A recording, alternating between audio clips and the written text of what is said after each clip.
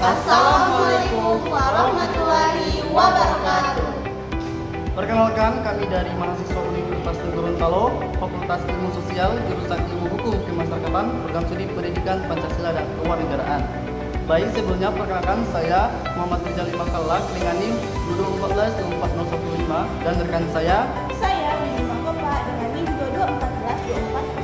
2214-24029. Dan saya Amelia Pataya dengan NIM 2214240003. Di video kali ini kami memilih UAS mata kuliah Sosiologi Politik dengan dosen pengampu Bapak Saleh Al-Hamid, SIP MA. Nah, jadi pada kesempatan kali ini kami akan membahas tentang bab 9 yaitu tentang Partai Politik Islam. Nah, jadi di Partai Politik Islam ini kami akan membahas tentang dua materi, yaitu yang pertama, definisi dari Partai Politik Islam, yang kedua, tujuan dan fungsi dari Partai Politik Islam. Selamat menyaksikan. Baik, di sini saya akan menjelaskan tentang definisi Partai Politik Islam. Jadi, Partai Politik Islam adalah organisasi politik yang dibentuk secara sukarela oleh sekelompok warga negara dengan tujuan utama ikut serta dalam kontestasi pemilu untuk memperoleh jabatan kekuasaan di lembaga pemerintahan, baik legislatif maupun eksekutif. Namun, berbeda dengan partai politik umum yang cenderung fokus pada kekuasaan semata, Partai Politik Islam memiliki orientasi ganda. Selain menghadapi kekuasaan, partai politik ini juga berusaha mewujudkan tujuan yang bersumber dari nilai-nilai Islam. Secara khusus, bahwa partai politik Islam memiliki 3 kriteria utama. Yang pertama, ideologi organisasi, yaitu Islam dijadikan sebagai dasar nilai dan pedoman dalam seluruh aktivitas organisasi. Yang kedua, basis sosial kultural muslim, yang berarti partai tersebut mendapatkan dukungan dari kelompok masyarakat muslim yang memiliki kepentingan mereka dalam ranah politik. Yang ketiga, keberpihakan terhadap isu-isu muslim, yaitu memperjuangkan kepentingan dan kebutuhan umat muslim baik di luar maupun di dalam parlemen, misalnya terkait ekonomi syariah, pendidikan Islam maupun isu-isu sosial dan budaya yang relevan. Selain itu, tujuan dari partai politik ini juga mencerminkan nilai-nilai yang dalam Al-Quran, yaitu untuk mewujudkan masyarakat adil, makmur dan sejahtera serta aman dan nyaman. Dengan kata lain, partai politik Islam tidak hanya berfungsi sebagai alat politik untuk memperoleh kekuasaan, tetapi juga sebagai sarana untuk menegakkan keadilan, sejahtera dan ketentraman bagi seluruh masyarakat. Selaras dengan prinsip-prinsip bernegara dan perjuangkan kemerdekaan Indonesia yang tercantum dalam Undang-Undang Dasar 1945. Dengan demikian, Partai Politik Islam merupakan organisasi yang bersifat publik, memiliki struktur dan kaderisasi yang jelas, serta bertujuan tidak hanya untuk meraih kekuasaan, tetapi juga mengimplementasikan nilai-nilai Islam dan praktik politik dalam pemerintahan.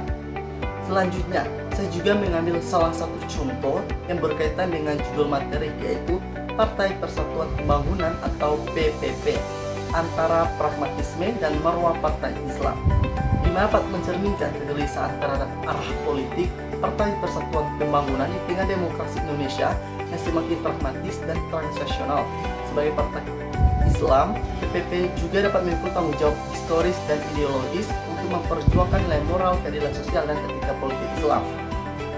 Sejak awal berdirinya PPP diposisikan sebagai wadah politik umat Islam.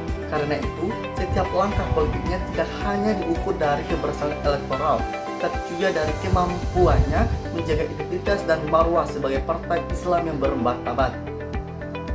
Pragmatisme juga dalam politik pada dasarnya tidak dapat dihindari dalam sistem demokrasi modern, namun masalah muncul ketika pragmatisme menjadi orientasi utama dan mengesampingkan prinsip dalam konteks PPP. Sikap politik yang dinilai inkonsisten dan terlalu mengikuti arus kekuasaan membuat karakter ideologisnya semakin kabur. Marwah Partai Islam bukan sekedar simbol, tetapi melainkan tercermin dalam komitmen moral, keberpihakan kepada umat, dan konsentrasi nilai. Ketika kebijakan PPP juga dirasakan tidak lagi sejalan dengan aspirasi basis tradisionalnya, tetapi khususnya ulama dalam pemilih akar rumput, krisis kepercayaan pun sulit dihindari. Persoalan ini juga dapat mencerminkan tantangan politik Islam secara umum, seperti menurunnya pemilihan ideologis dan meningkatkan pragmatisme pemilih. Namun kondisi tersebut seharusnya menjadi peluang bagi PPP untuk tampil sebagai kekuatan moral yang menawarkan politik yang etis, minoritas dan berpihak pada rakyat kecil. Pada akhirnya, masa dengan depan PPP bergantung pada kemampuannya menyeimbangkan strategi politik yang realitas dengan komitmen nilai yang konsisten. Jika gagal, PPP juga dapat berisiko kehilangan legitimasi moralnya. Sebaliknya, jika mampu menjaga keseimbangan tersebut, PPP juga berpeluang kembali meneguhkan marwahnya sebagai partai Islam di tengah realitas politik nasional. Saya akan membahas tentang tujuan Partai Politik Islam. Tujuan Partai Politik Islam adalah mewujudkan masyarakat yang adil, makmur, sejahtera, serta aman dan nyaman sesuai dengan nilai-nilai Islam. Tujuan Partai Politik Islam memiliki beberapa poin. Yang pertama, masyarakat yang adil. Tidak ada individu atau kelompok yang mengalami marginalisasi, hak-hak warga negara dijamin, kebebasan beragama dan berpendapat terjaga. Yang kedua, ada masyarakat yang makmur dan sejahtera.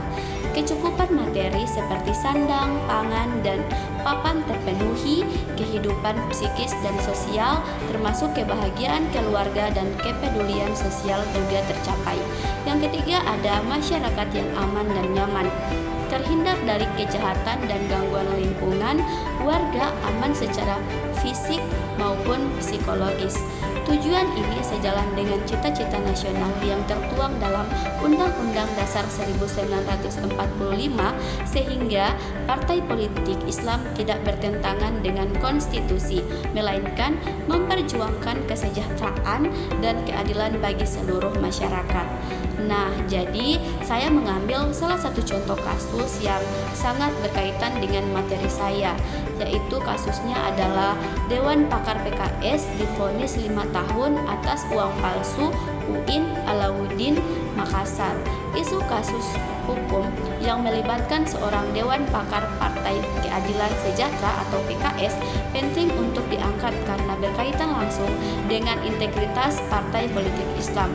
PKS dikenal sebagai partai yang berasas Islam dan mengedepankan nilai moral serta etika dalam politik. Ketika tokoh internal partai politik terlibat perkara pidana, hal ini menjadi sorotan publik karena dinilai bertentangan dengan nilai-nilai yang selama ini dikampanyekan. Dalam kasus tersebut, yang bersangkutan divonis pengadilan karena terlibat tindak pidana uang palsu yang diproduksi di lingkungan kampus UIN Alauddin Makassar. Meskipun kasus ini dilakukan oleh individu, tapi statusnya sebagai Dewan Pakar membuat peristiwa ini berdampak pada citra partai. Oleh karena itu, kasus ini relevan dibahas sebagai contoh tantangan yang dihadapi Partai Politik Islam dalam menjaga konsistensi antara nilai agama dan praktik politik. Baik, saya akan menjelaskan tentang fungsi Partai Politik Islam. Fungsi Partai Politik Islam pada dasarnya sama dengan fungsi partai politik secara umum, tetapi diarahkan oleh nilai-nilai Islam. Partai politik Islam ini berfungsi sebagai sarana rekrumen dan juga kaderisasi politik dengan menyiapkan kader yang memiliki kemampuan kepemimpinan, moralitas, dan juga komitmen terhadap kepentingan umat serta bangsa. Melalui fungsi ini, Partai Politik Islam menjadi wadah pembentukan calon pemimpin yang diharapkan mampu menjalankan kekuasaan secara adil dan juga bertanggung jawab. Selain itu, Partai Politik Islam menjalankan fungsi pendidikan politik untuk meningkatkan kesadaran dan kecerdasan politik masyarakat, khususnya pada umat Islam, agar bisa memahami hak dan kewajiban sebagai warga negara serta menjunjung etika politik yang bersih. Partai Politik Islam juga berperan sebagai sarana komunikasi politik yang menjembatani aspirasi masyarakat dengan kebijakan pemerintah. Di tengah keberagaman kepentingan, Partai Politik Islam berfungsi mengelola konflik dan mengartikulasikan kepentingan umat secara damai dengan tujuan akhir mewujudkan masyarakat yang adil, sejahtera, aman, dan nyaman sesuai dengan nilai-nilai Islam dan juga cita-cita negara. Nah, fungsi Partai Politik Islam ini meliputi juga rekrumen politik, yaitu seperti menyiapkan calon pemimpin, kaderisasi, seperti membina anggota agar memiliki kemampuan dan juga etika politik, Yang selanjutnya ada pendidikan politik, seperti mencerdaskan masyarakat tentang hak dan kewajiban politik. Yang selanjutnya ada komunikasi politik, yaitu menyalurkan aspirasi rakyat kepada pemerintah. Selanjutnya ada revolusi konflik, yaitu mengelola perbedaan kepentingan secara damai, serta ada artikulasi kepentingan seperti memperjuangkan kepentingan masyarakat dalam kebijakan publik. Nah, jadi saya juga mengambil salah satu contoh kasus yang sangat berkaitan dengan materi saya, yaitu tentang legislatur PKB yang mendesak KPK untuk segera menuntaskan kasus korupsi haji dan juga jangan ada yang harus ditutup-tutupi dari kasus ini.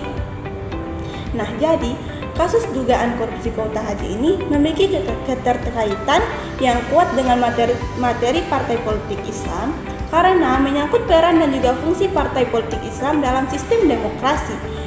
PKB sebagai partai yang berbasis massa muslim menjalankan fungsi artikulasi kepentingan dan juga pengawasan kebijakan publik dengan mendesak KPK agar segera menuntaskan kasus tersebut secara transparan. Nah, hal ini menunjukkan bahwa partai politik Islam tidak hanya berfungsi sebagai peserta pemilu, tetapi juga sebagai wakil aspirasi umat khususnya dalam isu keagamaan seperti penyelenggaraan ibadah haji. Selain itu, sikap PKB tersebut mencerminkan upaya partai politik Islam dalam menegakkan nilai-nilai Islam seperti keadilan, kejujuran, dan tanggung jawab dalam penyelenggaraan negara. Dengan mendorong penegakan hukum terhadap dugaan korupsi haji, partai politik Islam berusaha menjaga kepercayaan publik seperti mewujudkan tujuan bernegara, yaitu terciptanya masyarakat yang adil, sejahtera, aman, dan nyaman, sebagaimana yang sudah dijelaskan di materi ini. Nah, jadi menurut saya kasus dugaan korupsi kuota haji ini sangat memprihatinkan karena sangat menyangkut dengan hak ibadah umat Islam yang seharusnya dikelola secara adil dan juga transparan. Tetapi banyak masyarakat yang telah menunggu lama untuk berangkat haji, sehingga jika benar terjadi penyimpangan, hal tersebut sangat jelas merugikan jamaah dan juga mencederai kepercayaan publik. Nah, desakan legislator PKB dan juga KPK ini menunjukkan bahwa kasus ini perlu ditangani secara serius dan juga terbuka agar tidak menimbulkan kecurigaan antara adanya pihak yang dilindungi. Nah, saya menilai KPK harus bersikap tegas dan juga profesional dalam menyelesaikan kasus ini, sekaligus menjadi momentum evaluasi bagi pemerintah agar pengelolaan kuota haji ke depannya lebih akuntabel dan juga berpihak kepada kepentingan umat. Baik, itulah penyampaian materi dari kelompok kami. Mohon maaf bila ada salah kata. Wassalamualaikum warahmatullahi wabarakatuh.